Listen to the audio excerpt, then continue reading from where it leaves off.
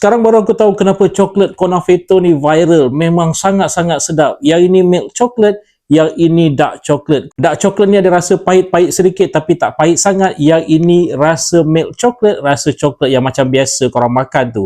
Tapi kualiti coklat dia bukan biasa-biasa, rasa macam coklat yang mahal. Yang milk coklat ni plastik dia cerah sikit macam ni, bentuk dekat dalam dia lebih kurang sama yang macam dark coklat. Korang tengok tu, tapi dekat tengah-tengah dia tu, feeling dia tu yang lain sikit daripada dark coklat.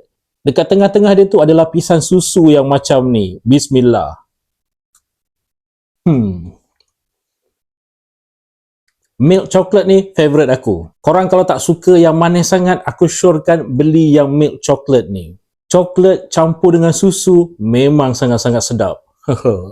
Yang dark chocolate plastik dia gelap sikit macam ni. Dah patah. Tengok tu, bahagian dalam dia macam ni. Yang ini dia pahit manis sikit kalau compare dengan milk chocolate.